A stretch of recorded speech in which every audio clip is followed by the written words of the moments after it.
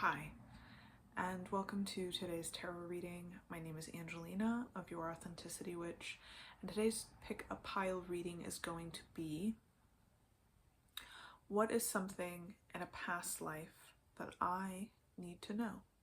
So here are the piles. Pile number 1, which is Sunstone. Pile number 2, which is Prenite.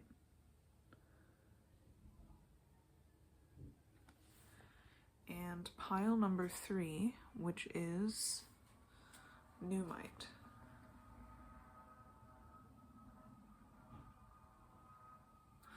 So, once you have chosen your pile, and again, that's pile number 1 with Sunstone, pile number 2 with Prenite, and pile number 3 with NUUMMITE. Go ahead and pick your pile and select down below where there are chapters in the description, and I'll see you there. Hi, hello, and welcome to pile number 1. This pile is the Sunstone pile, and that's the pile. It's pile number 1. It's the Sunstone pile. Let's get into what your cards are. We first have the 10 of Wands, the Wheel of Fortune, the 2 of Cups, the Tower, the 7 of Cups, the Page of Swords, Temperance, the 4 of Pentacles, the King of Wands, and the 8 of Pentacles. So this reading is very mixed. There's like a lot of mixed attitudes going on here because there's a lot of influence on your life by somebody that isn't you. I'm getting a man. I'm getting sometime in the 14 or 1500s. I'm getting skilled tradesmen. I'm getting you are supposed to be in your father's business and you don't really care to do it, even though the accolades that you may be receiving from the community or your family may be receiving from the community is high enough that it could sustain you financially. You don't really have any interest in being a tradesman. I feel sort of like woodworking potentially, or some other skill that requires you to be really good with your hands. But I feel like you're kind of a romantic, and that sucks because your dad, who I feel like has a big influence over your life, doesn't want you to care about love and poetry and art and self-expression in the way that you do. He's sort of like a gruff, manly man who cares about the industry and the industry and your station, knowing that there isn't any money, there isn't any prestige, there isn't any security in the trade that you're interested in, the arts, the romance, and he doesn't really see why you would throw away the security for that situation. So I'm sure you're like, how do you know all this? We haven't even talked about what the cards mean. Well, let's talk about what the cards mean.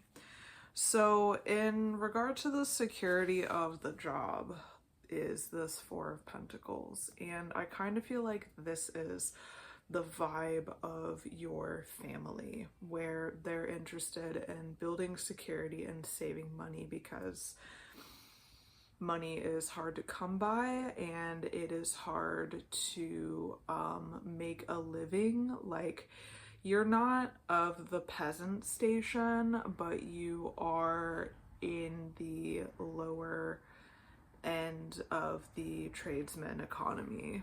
I don't really know how to explain it. The words aren't there for me to give you clearly.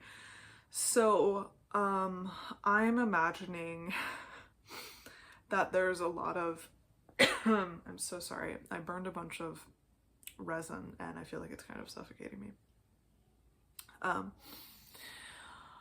There is a need to like repair fabrics and eat a lot of broth and save money and be conscious about the way you use livestock and when you do all of the necessities for your home, even though your family is of this tradesman class. And it feels like if you were able to entertain the idea and step into this work, like you're possibly better at this work than your dad is. And like, why am I saying that? Okay, I'm saying that because this Page of Swords character is like the thirst for knowledge, really intellectually sharp, a quick learner, and able to like take on a new skill and do it quickly and efficiently and intelligently with like without a lot of like kerfuffle, being able to pick it up and put it down. I'm so sorry, excuse me if you can hear me burp. I don't know if you can. This is my first time using this microphone, and for some reason every time I record tarot videos I burp, and I feel like it's just because I'm talking so much. i.e. things I should edit out but don't. So you have this skill, okay? You have the capacity and you have the skill. And I think that the perspective of your father is that if you go into the family business, you will never be wanting. This idea of security will always be there for you, and he is more worried about whether or not you can build that security in your life because he wasn't able to give you the security that he would have wanted for you. So it's sort of like that dynamic. I see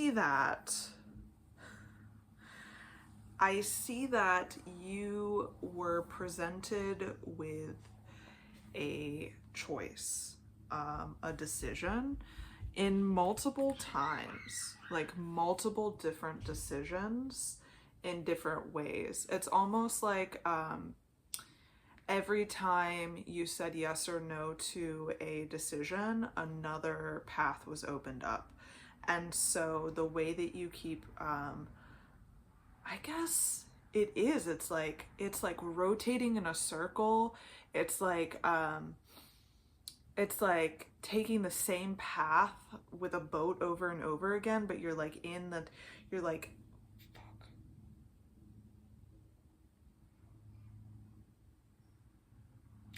if you've seen that film Run Lola Run, she gets the money in the end, right? But she gets to reset every time because that wasn't the right decision. It's almost like that's happening, but there are consequences that come with each one of these decisions, which is what has led us to this tower moment.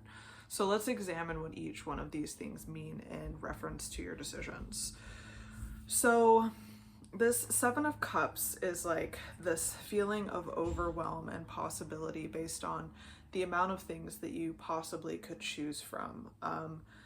There needs to be refining and clarity and the ability to understand like, what is it that I actually want? And the artistry, the gaiety, for lack of a better term, like the joy and the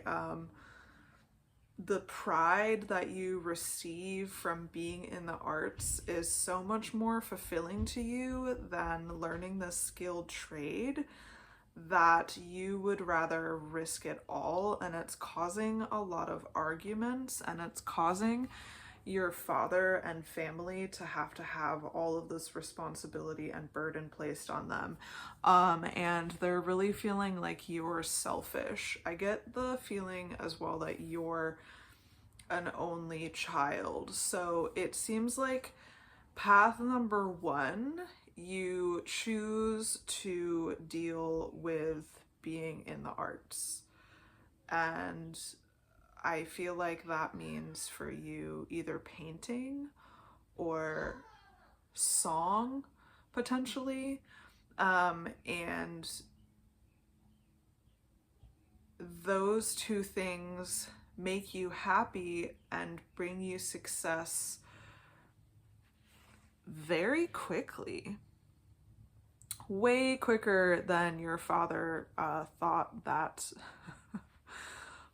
that you could achieve, because he is this gentleman who is all about emotional intelligence and planning things based on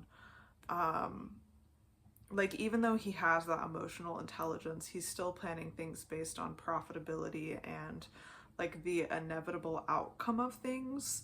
So when he imagines you in the future, he's imagining you poor, and that is also influencing your decisions, and also means that you are subtly being sabotaged by forces unknown and also known, because he's talking about you behind your back, and that is influencing sort of the cosmic way of it all, and it's leading to you creating more chaos for yourself. So your path leads you to meet someone, and this is somebody who is not all they're cracked up to be, meaning that they present themselves as a particular person. They aren't that way at all, and you're being taken advantage of. So whatever money you had made and whatever station you had risen to, it's all basically just a title now, and there's nothing behind it. Whereas if you had stayed in the trade that your family was in, there would both be a title and there would be security. So these roses, this is like rose-colored glasses, okay? This is like seeing somebody for who they aren't, and the projection that you have for them, because you're really thinking in this wateriness, this femininity, this emotional connection, this what will be, let's enjoy our time now, like screw the red flags, I'm gonna jump in head first. And things shift for you where there wasn't any luck anymore. There was a very clear path laid out for you when it came to the business, and even though it was really repetitive and involved you doing a lot of work that you probably found stale and uninventive, had you been able to intertwine those things and create a life for yourself where you were wrapping in doing the skilled trade and then also doing your artwork, you would have had security and a hobby. But now you only have a hobby that's not bringing you any security. So you've really gone from somebody who was just like in the lower end of security but had enough to get by, to somebody who experienced a quick amount of like fame and success that maybe happened for like 5 years of your life, and your life is super short right now, right? It's old time, which means that things that are happening very quickly, and you are reaching middle age quickly, and things are going to take a turn for the worse. So that luck has changed. You have been influenced by this vixen ass bitch for all I can see, and you are no longer experiencing the trajectory that you thought you were. And in fact, you are hitting this tower moment. And that is when all of the things that you had, that you thought that you had, have now been removed from you, and you have to figure out a way back. Now, at this point in your life, your dad is super fucking old. He's an old ass man. He's been working at this business for a really long time, and he's feeling pretty scorned. Your mom is dead at this point too, so it's just the two of you, and there's probably a period where you are going to be saving face. And that is where this temperance card is coming in for me, where you you have to learn how to balance what it is that you wanted, your experiences that you had, this life that you lived that's very different than anything that your father could have imagined, and then blend that into going back and rededicating yourself to the business. So within this Four of Pentacles, you see how there are all of those lines. If you think about how they're continuously creating this unity symbol, right? We have the red lines, the yellow lines, and the blue lines. They're all creating different amounts of unity, right? And they're all creating this cycle of wealth, right? Well, during the time in which you were away, gallivanting about the kingdom, being involved in art and poetry, and getting your knob gobbled on, you lost the connections between each one of these things, right? Physical security, emotional security, financial security, and having a home. You lost all of these things. They were no longer being interconnected. So you have now the capacity to go back home and fix what is left. My understanding is that the family business is nowhere near as profitable, successful, or important as it once was, both to the community and to your father. So you definitely have like your work cut out for you, where now there's so much responsibility and it's all falling on you because your dad is super old. Do you feel me? Your dad's super old. Your mom's dead. It's just the two of you.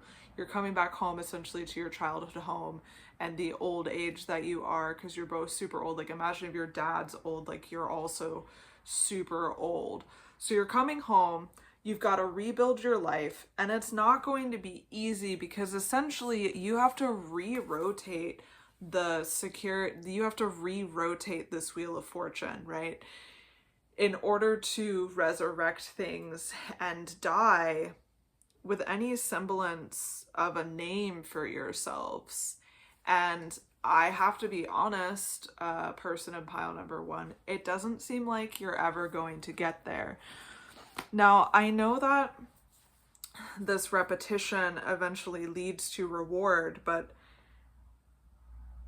it will be so meager and lacking compared to what it could have been if you wanted this kind of security because of the time in which you left.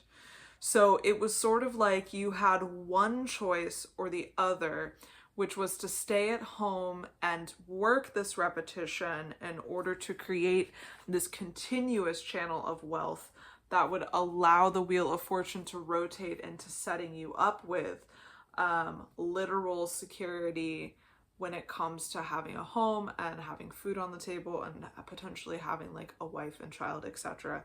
But now you're basically dying penniless, without a community of people, because you've essentially been kicked out of the artistry industry that you were in because of this person, this Two of Cups person that you met.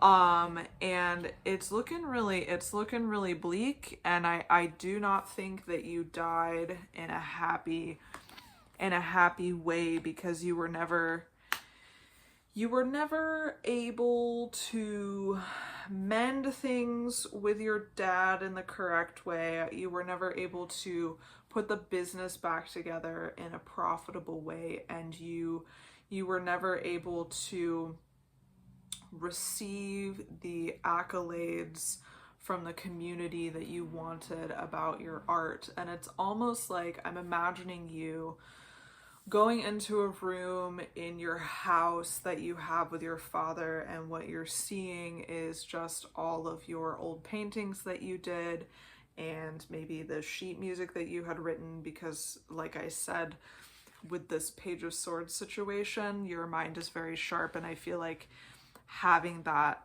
logical component into the arts has really helped you master things in a way that you were wildly talented and very able to pick it up.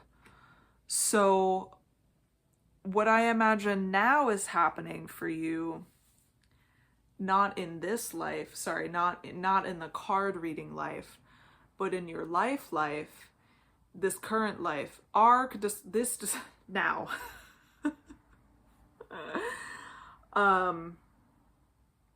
is bizarre resentment towards yourself that you can't really put a finger on.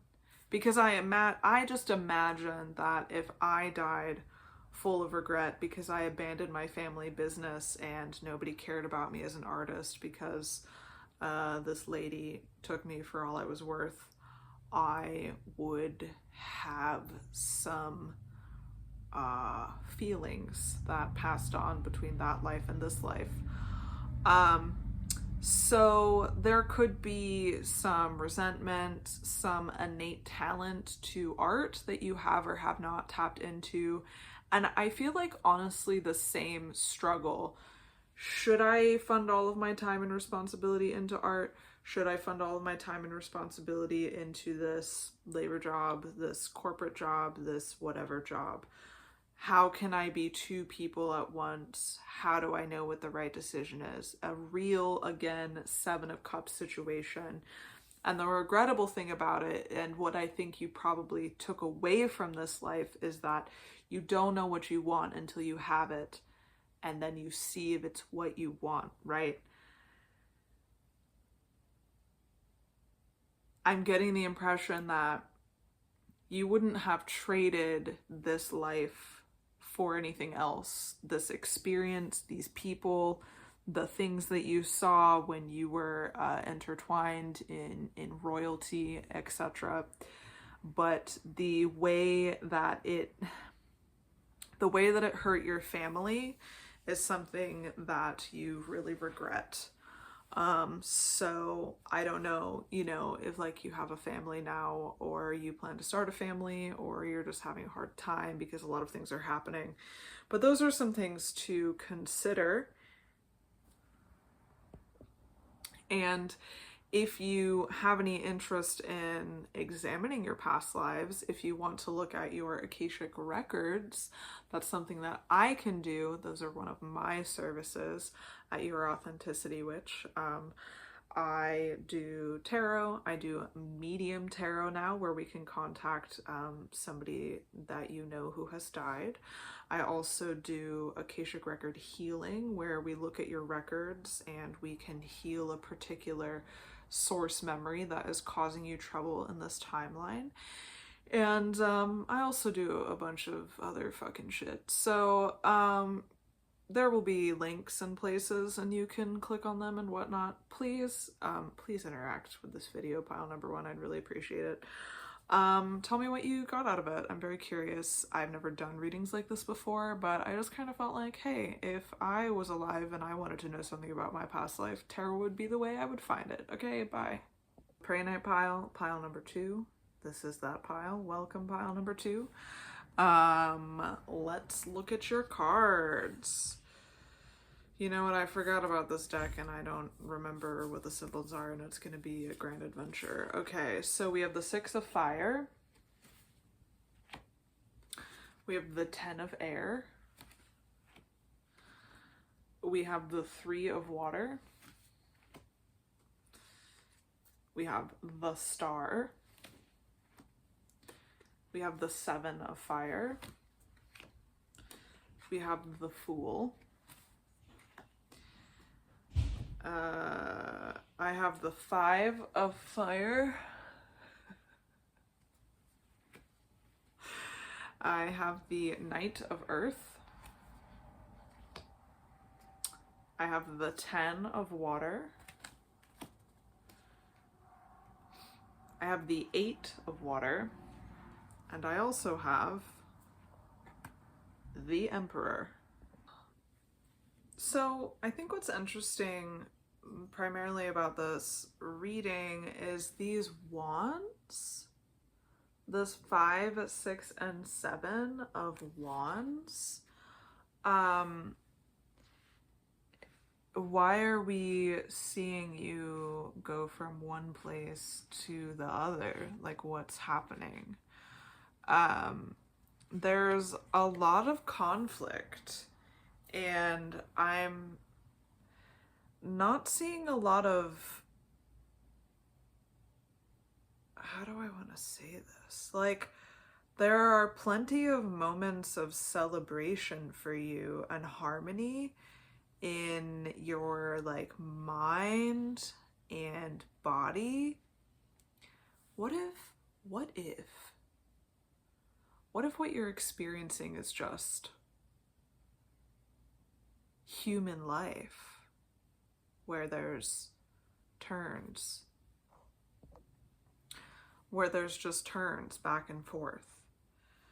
So let's talk about your Emperor card. So first off, vibe for this reading, thinking a lady, and I'm thinking like 1800s woman. And there is it fame? It feels like sex fame. Oh my god, is it sex fame? Is that why I had to use the sex deck? I tried really hard not to use this deck, and tarot was like, you have to use this deck for the primary reading, and I was like, okay man, but I don't think I can show it on YouTube. It feels like sex fame, and here's why. And it's not the nudity in the cards, it is this overall vibe of restriction, where there's like controlled pleasure, regimented pleasure based on a schedule, not whether or not you want pleasure. And so the moments that are creeping through that are a celebration are a surprise, and I wonder how they come into play. It feels like this character, our Emperor character, is quite a big foreboding presence in your life, where typically things like this are run by a madam. You were not run by a madam, and so I'm not sure that you worked somewhere that would be considered like proper, you know. There would be the places that all the people would go, but you would work at a place that all the people wouldn't go. Do you know what I'm saying? Like that's what it feels like for you. And this Emperor character has sort of like run amok with their power. It feels very forceful, very angry, very dominating. You, though, are quite literally the favorite, and you're also very childlike, and those two things make you very popular. Like, you're like, how does favoritism make me popular? But it obviously it does. There's something about the way that you are childlike that makes you very charming. Almost like you know how Marilyn Monroe would pretend to be stupid and it would make her appear very foolish and unintelligent, and people just assumed that's how Marilyn Monroe was in real life. They couldn't separate her from the character that she plays versus a real live woman. That's the vibe here. You are very playful, you're very childlike, you have a lot of whimsy, you're creative, you're explorative, you are down to be down for the things that the people are down for. And for you, even though you are being exploited, it doesn't feel exploitative. So that's interesting, because this person is putting you in a position to be exploitative, but it's the money, it's not your body, if that makes sense. So, sorry, I'm just looking for the star card. So this like larger than life babe lady, like, that's you, okay? You get most of the clientele in the place, and you're able to make a lot of money, but you don't see any of that money. And I really feel like that's part of the issue, because you're really good at your job. That's what this Knight of Pentacles is about. You're really good at your job, and you're really good at, I guess, planning for your financial future, because this gentleman that runs the club or whatever, he doesn't see you as yourself. He only sees you as this character, right? So I feel like there's something for you that's happening behind closed doors, where like you're gonna make an escape.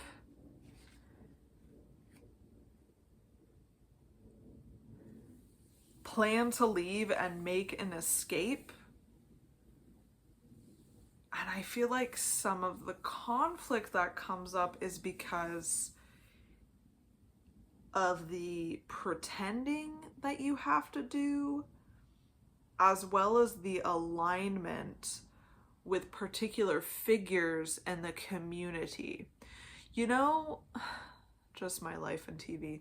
You know, in the movie Dirty Rotten Scoundrels, Michael Caine is pretending to be whoever he needs to be, some sort of prince, to swindle old ladies for money. And he's really fucking good at it, right? He's really good at it.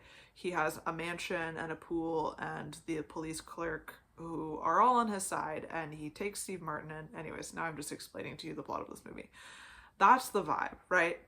The vibe of you being Michael Caine. So not only are you a magician at being the character that you need to be for each one of your clients, but there is like a squirreling away effect that you are, since you are the favorite, you're able to ask for more money, and it's not a problem, because these people, your clients, believe that they're investing in you so that you can be a better sex worker, not so that you can leave.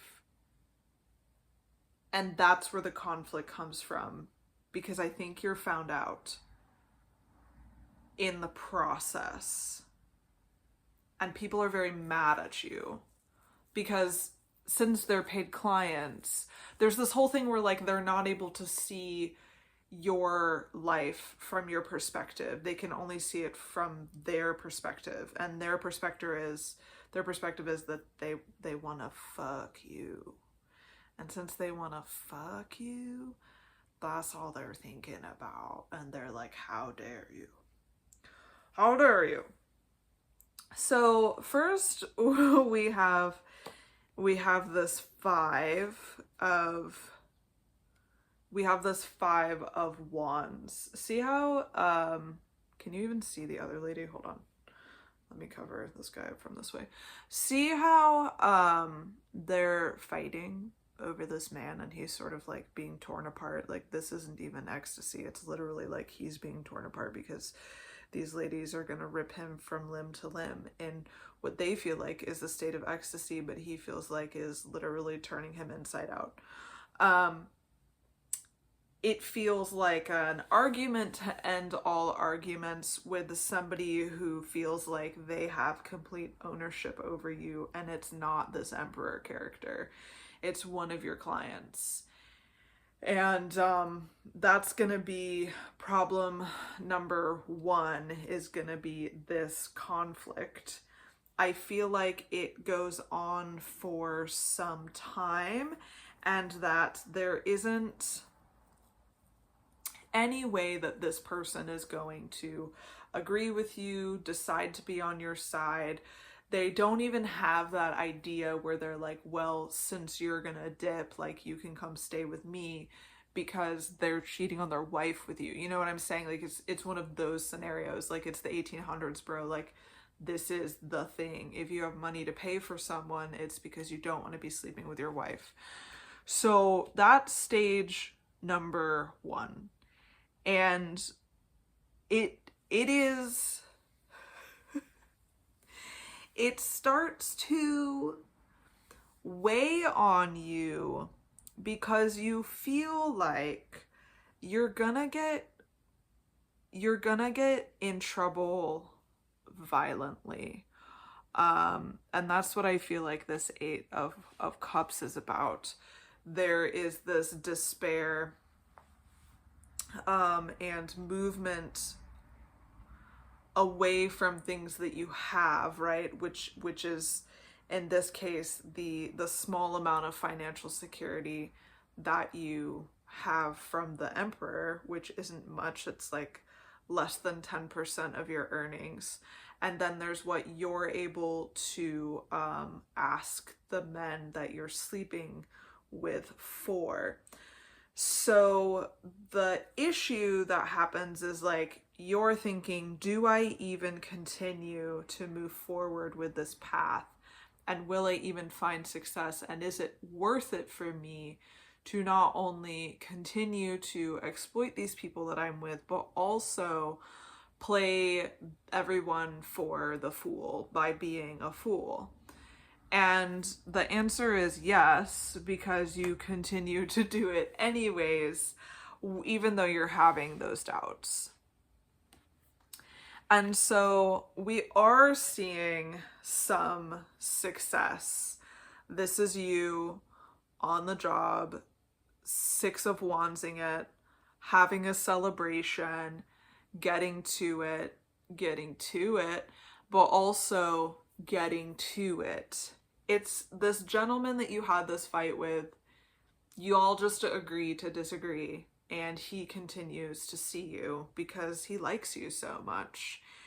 And it's interesting because now you're in this position where, is this dude going to tell on you for the actions that you're taking? And at this point, I don't even know how he found out. Maybe like you were ill one day and he had to see a coworker of yours, and a coworker knows, like, you think you have a friend in the place, but really they're not your friend. And that may be potentially the situation, but I'm not exactly sure. You know, I was gonna say I just work here, but I mean, I just work here, but I don't work at this place that we're talking about. So now we're in a position where you're really between a rock and a hard place because the walls are sort of closing in on you. I don't know if you have like a timeline where you need to get out by a certain amount of time because something is happening with the Emperor, or maybe or maybe the place is closing, or your mom is sick or something like that. I feel like it might be family related if I'm really thinking about it. So this Seven of Wands situation, there's just too much happening. There's just like way too much happening. There's way too many obstacles for you. And I feel like you're at this point in this journey where the mental toll that this is taking on you is really at the forefront of your mind.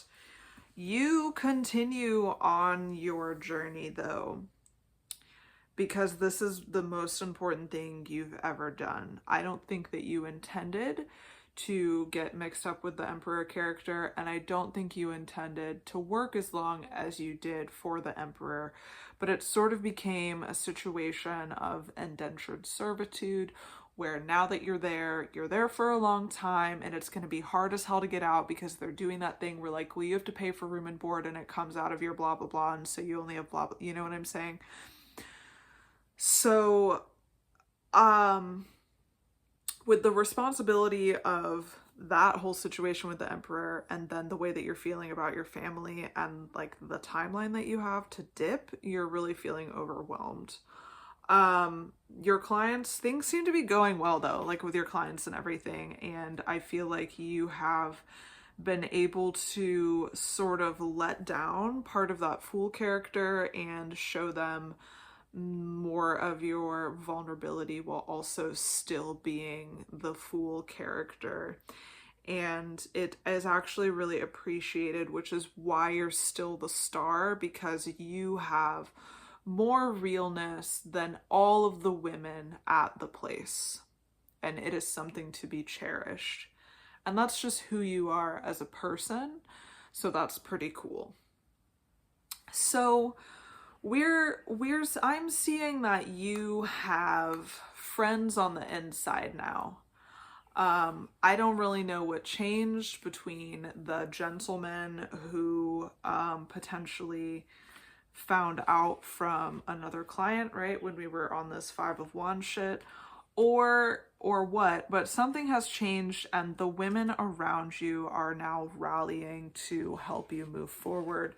And that's what I'm seeing with the Three of Cups card, is that she is really here to help you like dive in and immerse yourself into this next level, this upgrade that you're going to be going on, and that with the help of these women, everything is going to be really expedited for you and you're going to be able to leave.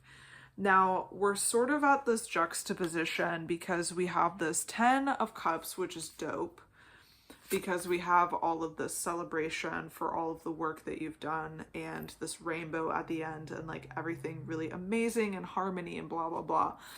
But then we also have this 10 of Swords, which is everything that's in your mind that is holding you back and just stabbing you into the ground, keeping you from moving forward, just loss and betrayal.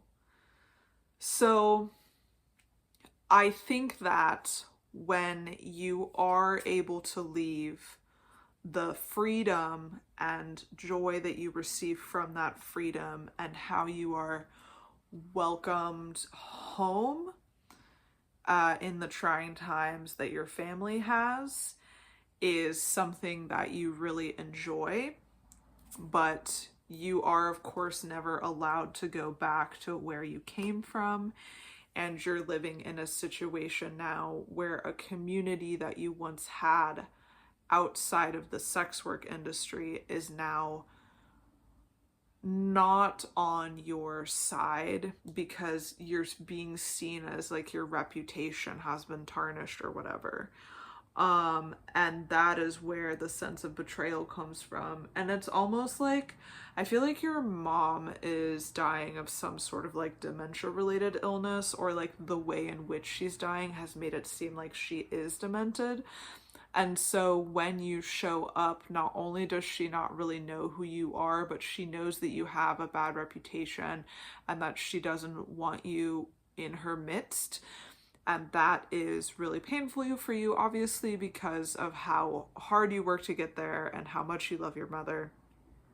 and the deterioration of your relationship because of these choices is something that you didn't expect based on like the letters that you were exchanging and the way that I feel like you have sisters, the way that your sisters communicated with you.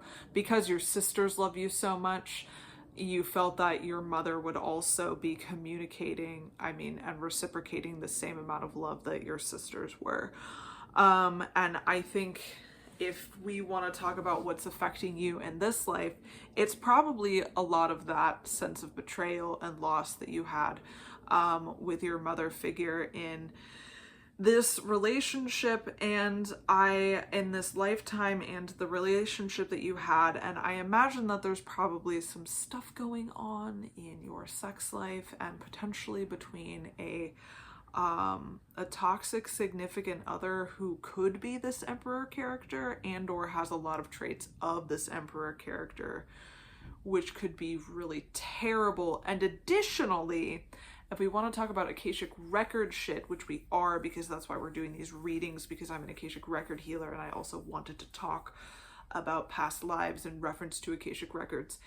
If we want to talk about this life in reference to the Akashic records, the vows and laws that were governing this lifetime and the rules and contracts that you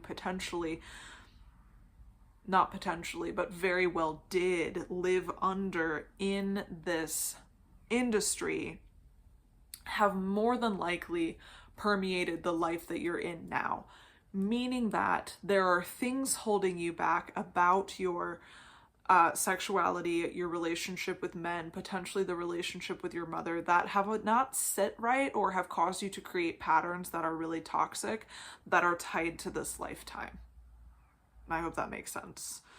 So that's all for pile number 2. My name is Angelina of Your Authenticity Witch. If you're curious about Akashic record healing, talk to me. I do it and I'm good at it. Links will be where they always are. Click on them. Please interact with this video in any way that you want to. I would love to know how it was for you, pile number 2. Tell me the things. Okay, bye. This is pile number 3, and this is the NUUMMITE pile, which looks like this. Boop. It's the NUUMMITE pile. Say hello to Contessa. That's who this is. Boop. It's the NUUMMITE pile, pile number 3. Let's look at your cards. The 5 of Wands. Oh my god. The 5 of Swords in reverse. This one, which is the 3 of Wands. The Ace of Cups. The Magician. The World. I hope you can see these. 5 of Pentacles. This one, which is the Knight of Pentacles. The Star. The 10 of Pentacles. And also this one, which is 2 of Swords. Okay, so right off the bat, I felt religious poverty, the potential that this person is a monk or a nun. It's old-timey. Like, I feel like for some of you, this was a choice, and for others of you, you were banished there. I.e., like, your dad didn't want you boning the local whoever, and so he banished you to a nunnery. And or the king was like, you've been too uppity in your position, I'm banishing you to a nunnery, as he can and did and does. I feel like there was a fall from grace, and within that fall of grace, it was actually the best possible outcome for you to end up in the nunnery, the monkery. Is that what we call where the monks go? I actually have no idea. When this card is in reverse, and sometimes I don't read reverse cards, but for this reading they wanted me to leave them in reverse. For this card being in reverse, This is about reconciliation and making amends and having past resentments either come to light or I'm going to say removed from your current like mind, right? Because the swords are your mind. And that's what I mean. There was some sort of fall from grace. Whatever you were involved with, and I feel very strongly that it was royalty and that you done fucked up and that you were banished, man. Sorry, that's so rough, bro. And that you were banished, man. You had a disagreement that wasn't actually a disagreement, it was a decision, because I feel like I'm feeling mistress vibes. I'm feeling you got too big for your britches vibes, but like you didn't because you're a woman. Do you know what I mean? And like how could you because of the time period that we're in? I'm thinking like 1700s, potentially 1600s, 1700s. Within the court. Okay.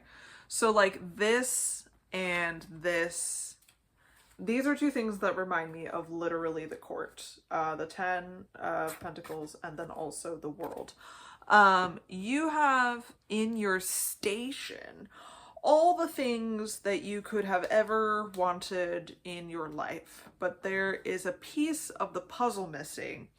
And the piece of the puzzle missing is that you are too cool and too smart and too amazing to stay there and let yourself go to waste.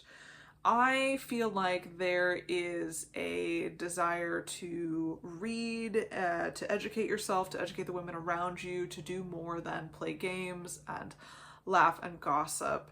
There's a real desire for intellectualism and connection and not being petty and small. So there's an issue because that's not the way that the court runs, obviously. So you're single, which is weird that you're single and that you're at court and you're there alone. I don't know why you're there alone. That's very weird that you're single at court and that you're alone. Did your husband die? Were you ever married? It seems like you weren't ever married, which is weird because maybe you're like a spinstering, which is also potentially why you were sent to the nunnery, because you were fucking the king. He didn't realize, but he was aware that you were a spinster. And then you started to be like, I want more. And he was like, aren't you happy in these walls that are my domain? And you were like, fuck no. No, I am not happy in these walls that are your domain. So I would love to look up what the star in reverse is, because as you know, I don't really look at reverse cards because I feel like if they're gonna be in reverse, you know, then the vibe is gonna come through whether or not I look at them upright or reversed. But this time I did. Lack of faith, despair, self-trust, and disconnection. Yeah, absolutely. Yeah, because it's like you step from the magician into the star, right? Going to the nunnery is the worst thing that could have possibly happened to you. And it was like putting shackles on you, because even though you weren't happy with the king and his court, you still had freedom enough to read and explore and have your own thoughts and desires and opinions. Once you, and I know that this isn't like what the Ace of Cups means, but once you, this is the religious figure. Once you go into the place that is all religion all the time, you really want to die. Oh no. You really want to die, and you are slowly moving there. Like ruminating every day about what you should do. Should you break out? Damn. Should you stay? Damn. Are you gonna die? Or are you gonna break out? What do you think? What do you think? Oh shit, what do you think? What do I think? Hold on. Just exist. Just sit there and exist and wait.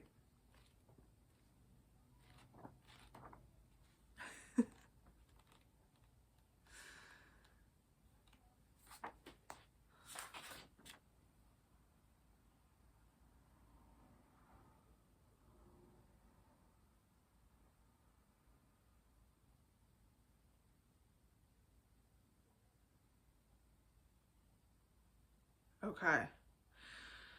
So then, okay, so the journey that you're going on, bam, with this card, is about choosing two sides almost. So it's like two versions of yourself, where one side was the who you were at the king's house, castle, place of living, where you weren't really connected to yourself. See, because here's the thing, it's like in either place you don't really get to have the identity that you want, and because of the time period is, you don't really have any say in developing an identity. So it's like all these things have to be done in secret anyways. And I feel like that's where this poverty is coming from, is the fact that you are slowly withering away because you don't have access to like the tools that you want in order to be the person that you are. So it's almost like you were born in the wrong time period, where you only have two options: to suffer at the hands of the king by being his sex doll, or by going to a nunnery and then suffering, reading prayers, eating, I don't know, mashed potatoes, bread, and wine all the time. You know what I mean? And the religious part, because you're an old spinster now, and by you're an old spinster, I mean you're like 20. You're like 20 years old, dog. You're like 20 years old. And this religious part of your life is going to be the biggest part of your life, because you don't decide to die. Because I feel like part of you is like, well, I'm here now and I want to make the best of the time that I have left because I don't have to be the king's sex puppet. So that's cool, but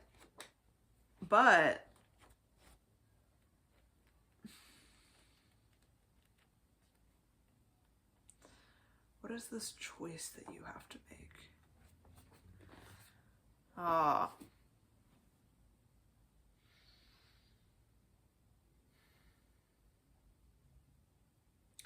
So the question is, does your new vow of poverty, okay.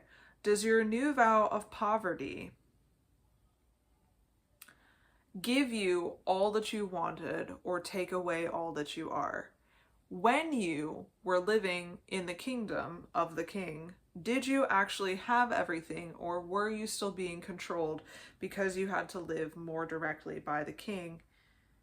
Oh, but the church is...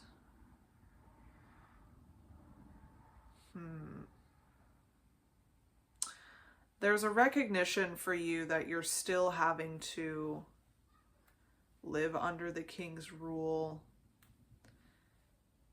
because of the control that the king has over the church.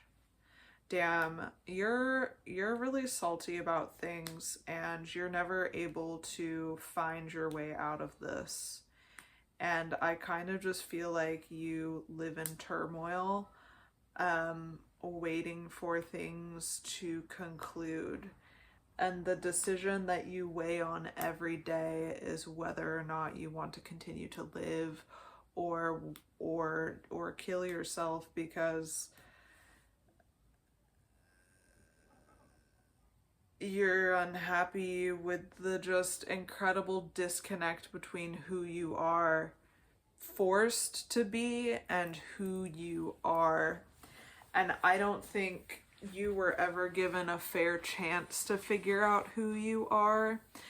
And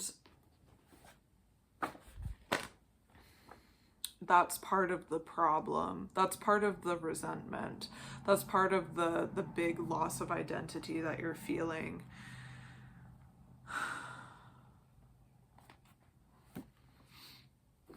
Yeah, man. This portion of your life, this is it. Like, you go away to the nunnery and then you die. It doesn't get any better, unfortunately, and I think that that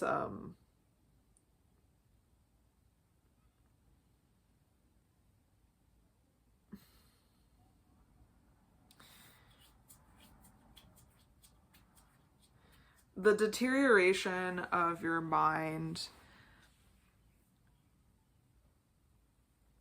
being taken over by like scripture and whatnot, fuck, it's so aggressive, man. It's like culty brainwashing. And then the vows that you had to take, this has really left an imprint for you in this lifetime. In the realm of Akashic Records, when we're accessing our past lives via the Akashic Records, we have the capacity to look at our lives and see what we experienced in those lives and see a life essentially that is impacting you today. If we were to look at this life together pile number 3, we would probably see that there is an issue with financial security, and there's an issue with self-identity, confidence in self-identity, and also probably rumination. I'm serious. Probably rumination.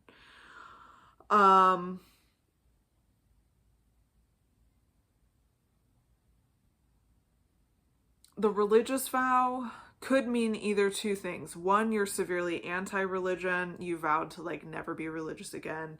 You could be like really money hungry because you had to take this vow of poverty, or you could just be like incredibly unable to secure financial security at any way, you know what I'm saying? And like now you're in this place where you're working and you're working and you're working and you're working, and because you're working so much, you don't have the capacity to develop that identity. Do you know what I mean? So it's not great. The imprint that this life probably left on you is not great. Do I have anything else to say about the life in the tarot reading? It just feels like a lot of longing for things that were and things that will never be. Like fantasy and daydream. But there isn't even a lot of time for fantasy and daydream because of the routine monotony that is having to live in the nunnery, you know? Making fucking tablecloths and fucking preparing food and fucking singing to the Lord, just a bunch of nonsense, praying nonstop. Ugh, yeah, I mean, I feel it. Like you're not thrilled about it then, and you're not thrilled about it now. And I wonder if you can't even stand in this lifetime any like pop culture stuff that's about religion in this way, like specifically nuns and shit. And I wonder if like you have a reservation to watching things that are historical, especially about this time period and the kings during this time, because of the way that it shaped your life. Anyway, that's just me wondering about stuff. Okay, so if you're curious about Akashic Records, let's have a chat. Pile number 3. I do Akashic Record healing where we go in to your records with like a prompt. You're like, I'm feeling blah, blah, blah. We go in, we look at a record that was in the past that's influencing your present. We heal that record and we can even rewrite that record. Okay, so say you're terrified of water and you don't even know why, nothing bad has happened to you in water in this lifetime. We go back and find that you drowned as a child in one of your lives, or that you almost drowned as a child in one of your lives. We can rewrite that memory in your records so that we can relieve the trauma in the present day and relieve your fear around water. So we would be doing things like answering the question of like, well, what would you want to have happened? Okay, if you wanted to be saved, you wanted your parents to teach you how to swim better, you wanted this, you wanted that, we could write that into the records. And then in regard to like taking on vows and having karmic cords between people in lifetimes or also in your life, we can do all that too. It's easy peasy lemon squeezy. So links are in the places, visit them and tell me what you thought of this video. I'm very curious, and that's all. Okay, bye.